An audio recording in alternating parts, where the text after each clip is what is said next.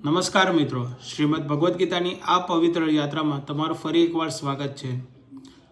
પાછલા એપિસોડમાં આપણે સમજ્યું કે આત્મા અમર છે અને ભયથી મુક્ત થવાનો માર્ગ શું છે।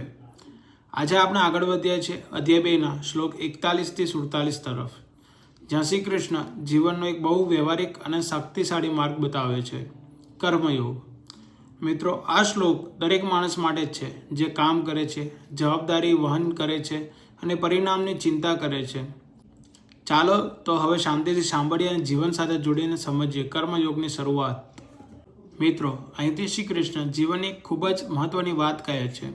તે કહે છે કે જ્યારે માણસ એક જ ધ્યેય સાથે સંપૂર્ણ સમર્પણથી કામ કરે છે ત્યારે તેની બુદ્ધિ સ્થિર રહે છે, પરંતુ જે માણસ અનેક ઈચ્છાઓમાં ફસાયેલો રહે છે તેની બુદ્ધિ ભટકી જાય છે। આજે આપણે જીવનમાં પણ એવું જ જોઈએ છે કે એક કામમાં ધ્યાન રાખીએ તો આગળ વધીએ છીએ, પરંતુ એક સાથે બહુ વસ્તુઓ પકડવા જઈએ તો કાંઈક પૂરું થતું નથી।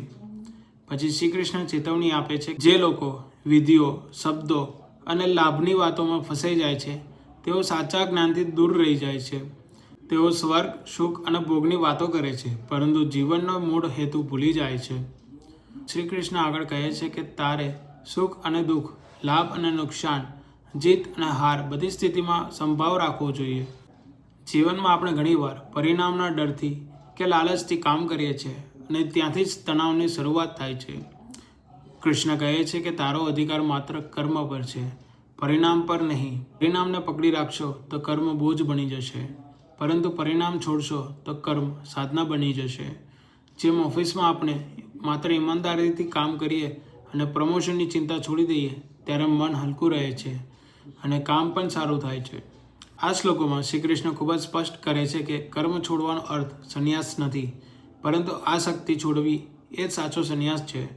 કામ કરવું જરૂરી છે, પરંતુ કામ સાથે મારું અને મને જ જોઈએ એવો ભાવ બંધન બનાવે છે। જ્યારે માણસ નિષ્કામ ભાવથી કામ કરે છે, અર્થાત પરિણામ ભગવાનને અર્પણ કરીને, ત્યારે તે કર્મયોગી બને છે। અહીંથી જ ગીતાનો હૃદય શરૂ થાય છે। કર્મ કરો પરંતુ બંધન વિના, ફરજ નિભાવશો પરંતુ અહંકાર વિના, અને જીવન જીવો પરંતુ શાંતિ સાથે। મિત્રો, આ હતા શ્રીમદ ભગવદ્ ગીતા અધ્યાય 2ના શ્લોક 41થી 47, જ્યાંથી કર્મયોગનો માર્ગ શરૂ થાય છે। આ શ્લોકોમાં શ્રી કૃષ્ણ આપણને શીખવે છે કે કામ કરવું બંધન નથી, પરંતુ કામ સાથે જોડાયેલી આ શક્તિ બંધન છે। જ્યારે માણસ પરિણામ છોડીને ફરજ ભાવથી કર્મ કરે છે ત્યારે જીવનમાં શાંતિ અને સંતુલન આવે છે। આગળના એપિસોડમાં શ્રી કૃષ્ણ આ કર્મયોગને વધુ ઊંડાણથી સમજાવશે। અને જો તમને નેક્સ્ટ એપિસોડ જોવા માંગતા હોય તો કમેન્ટમાં નેક્સ્ટ એપિસોડ લખવાનું ભૂલતા નહીં।